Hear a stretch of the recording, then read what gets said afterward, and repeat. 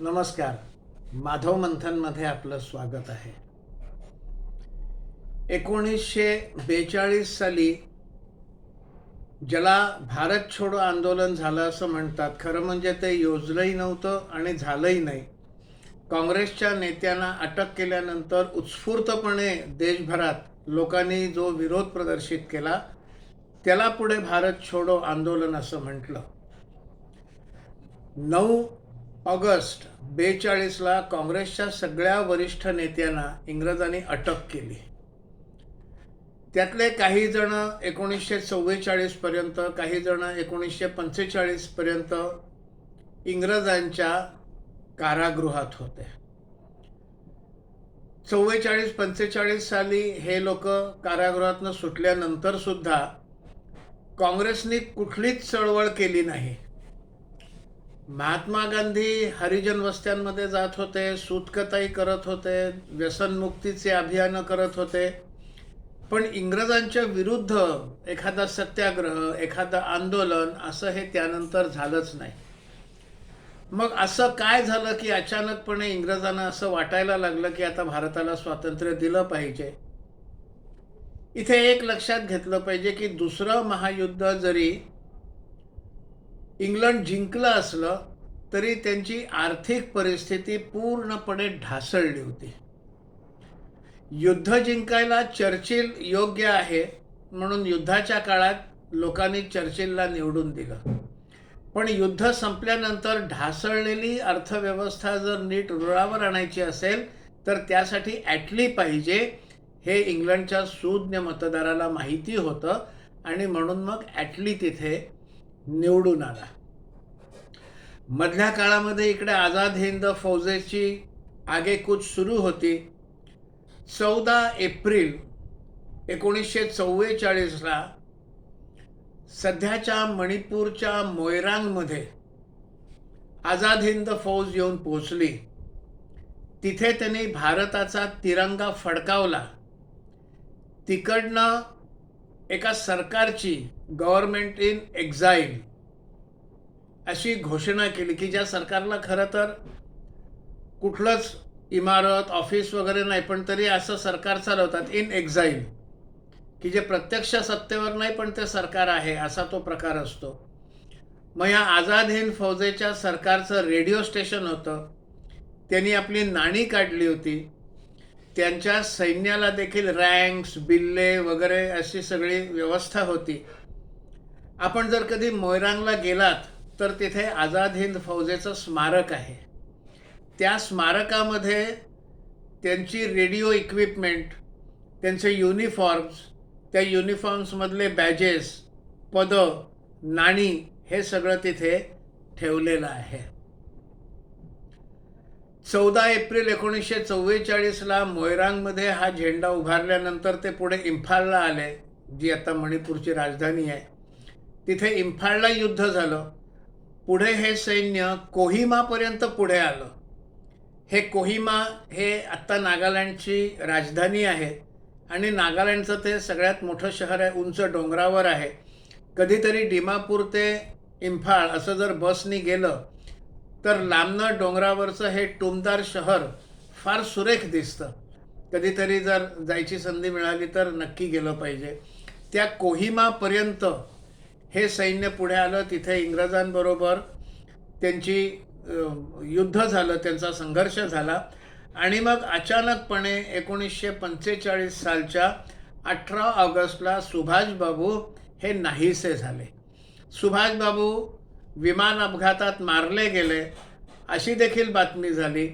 अनेकांना अजूनही संशय आहे की सुभाषबाबू मारले गेलेले नाहीत. अनेकांना असं वाटतं की सुभाषबाबू हे त्याही नंतर बराच काळ हे जिवंत होते आणि मग भारतात येऊन साधू बनून राहिले होते असं देखील एक मतप्रवाह आहे. हे सगळं सुरू होतं.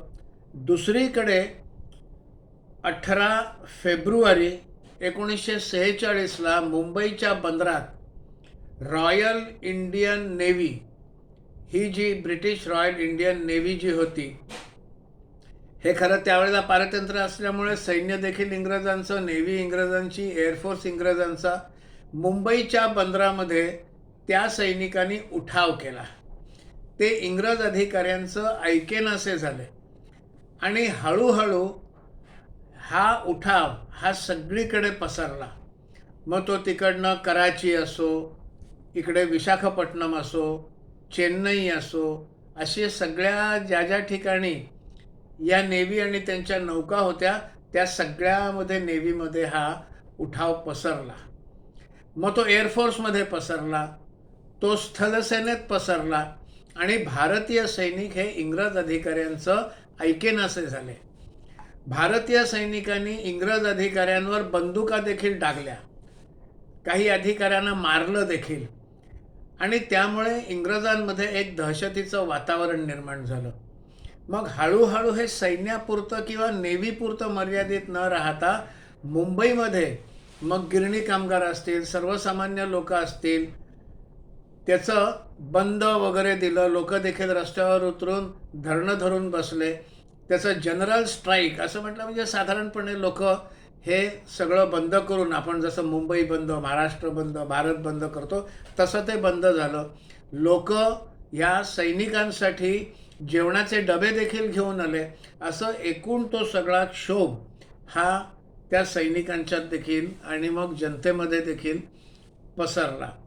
ह्या सगळ्यामध्ये साधारणपणे 10,000 सैनिक आणि 56 बोटी, युद्धनौका या सगळ्यामध्ये सामील झाले होते. हे एका बाजूला.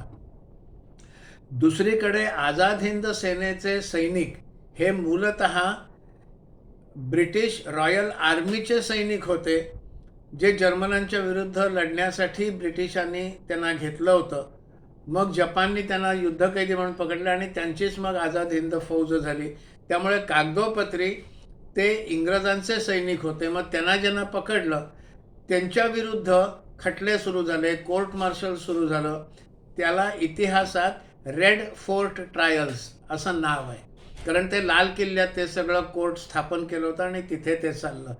मग तिकडे ज्या सगळ्या आझाद हिंद फौजेचे अधिकारी, सैनिक, त्यांच्यावर जे खटले चालले त्यामुळे हा क्षोभ आणखीन वाढला. म्हणजे एकीकडे आझाद हिंद फौजेच्या अधिकाऱ्यांवर आणि सैनिकांवर झालेले रेड फोर्ट ट्रायल्स नावाने झालेले खटले, इकडे दुसरीकडे सैन्यामध्ये, नेव्हीमध्ये, वायुदलामध्ये आणि मग एकूणच लोकांचा जो क्षोभ पसरला, ह्या दोन्ही कारणामुळे हा क्षोभ प्रचंड पसरला आणि इंग्रज सरकारच्या लक्षात आलं की आता आपल्याला इथे राज्य करता येणार नाही, कारण सैन्यातले भारतीय अधिकारी आणि भारतीय सैनिक हे आपल्या इंग्रज वरिष्ठांच्या कुठलेही आदेश पाळण्याच्या मनस्थितीतच नव्हते. इतकं झालं की सैनिकांच्या हातात असलेल्या बंदुका, शस्त्र ह्या काढून घेऊन या कुलपात बंद करून ठेवल्या गेल्या की ते सैनिकांना शस्त्र मिळणार नाहीत. इतके इंग्रज अधिकारी हे घाबरलेले होते. 1943 ते 1945 या काळात 9 वेळा अशा प्रकारचा उठाव हा नेव्हीमध्ये झालेला आहे. आणि या सगळ्याचा परिणाम म्हणून इंग्रजांनी असं ठरवलं की आता भारताला स्वातंत्र्य द्यायचं आणि त्यामुळे 15 मार्च 1946ला इंग्लंडचे पंतप्रधान क्लिमेंट ॲटली यांनी इंग्रजांच्या पार्लमेंटमध्ये, संसदेमध्ये ही घोषणा केली आणि ते करताना असं म्हटलं की आत्ता आपली आर्थिक परिस्थिती ही फार चांगली नाही, युद्धामध्ये प्रचंड खर्च झालेला आहे, कसल्याही प्रकारचं उत्पादन करता आलेलं नाही आणि अशा आर्थिक परिस्थितीमध्ये भारतामध्ये जो सगळा उठाव आणि विद्रोह आणि इंग्रजांच्या विरुद्ध जे सगळं वातावरण आहे ते जर काबूत ठेवायचं असेल तर भारतामधली इंग्रज सैनिकांची संख्या ही खूप वाढवावी लागेल आणि मग ती जी वाढीव संख्या आहे त्या संख्येचा खर्च, त्या संख्येची खर्च सहन करण्याची आपल्या आर्थिक स्थिती नाही आणि त्यामुळे आता भारताला स्वातंत्र्य देणं सोयीचं असं 15 मार्च 1946ला ॲटलीने घोषणा केली. त्याच्यानंतरच्या काळामध्ये माउंटबॅटनला इथे पाठवलं. माउंटबॅटनला त्यांनी स्पष्ट उद्देश दिला, म्हणजे म्हणतात ना, जाता जाता एक फटका हाणून जायचं, ज्याला पार्टिंग किक असं म्हणतात, की भारताची विभागणी करा आणि मग माउंटबॅटननी जिन्नाला हाताशी धरून हे फाळणीची योजना बनवली. जिन्नाने सुद्धा डायरेक्ट ॲक्शन कॉल दिला. दुर्दैव असं की जिन्नाने दिलेल्या डायरेक्ट ॲक्शनच्या आव्हानाला परतवून लावण्याची हिंदू समाजामध्ये ताकद नव्हती आणि त्यामुळे जे वातावरण निर्माण झालं त्यामुळे मग शेवटी फाळणी स्वीकारण्याच्या पलीकडे दुसरा मार्ग नव्हता अशी स्थिती आली. पण हे जे सगळा शेवटी उठाव झाला, ह्या उठावाचाच खरा परिणाम म्हणून भारताला स्वातंत्र्य देणं हे इंग्रजांना भाग पडलं. हे लक्षात घेतलं पाहिजे. चरखा चालवून जरी लोक एकत्र आले असले तरी जेव्हा लोकांनी मोठ्या प्रमाणावर उठाव केला, सैनिकसुद्धा ब्रिटिश अधिकाऱ्यांच्या विरोधात जेव्हा उठले आणि हे जर सगळं काबूत ठेवायचं असेल तर मोठ्या प्रमाणावर इंग्रज सैनिक पाठवले पाहिजे, हे जेव्हा इंग्लंडच्या लक्षात आलं तेव्हा स्वातंत्र्य आपल्याला मिळालेलं आहे. आणि त्यानंतर एका मुलाखतीत ॲटली भारतात आलेला असताना ॲटलीना विचारलं गेलं की या सगळ्यामुळे मध्ये महात्मा गांधींनी चालवलेली चळवळ नॉन व्हायलन्स ही जी चळवळ होती अहिंसात्मक, त्याचा किती भाग आहे? त्याचं ॲटलीचं उत्तर असं आहे, त्याचा भाग अत्यंत नगण्य आहे, मिनिमल असा शब्द ॲटलीने वापरलेला आहे. त्यामुळे 42 ते 47 काय झालं हे आपल्या इतिहासाच्या पुस्तकांमधनंच गायब आहे. 42चा संघर्ष सांगतात, जो न झालेला क्विट इंडिया मूवमेंट ते सांगतात, पण तिथून पुढे 47 पर्यंत काय झालं हे आपल्या इतिहासाच्या पुस्तकांमध्ये कुठेही नाही आहे. ही माहिती आपल्याला असावी या हेतूने हे सांगितलेलं आहे. आपल्याला जर हा व्हिडिओ आवडला असेल तर लाईक करा, शेअर करा आणि या चॅनलला सबस्क्राईब करा. धन्यवाद.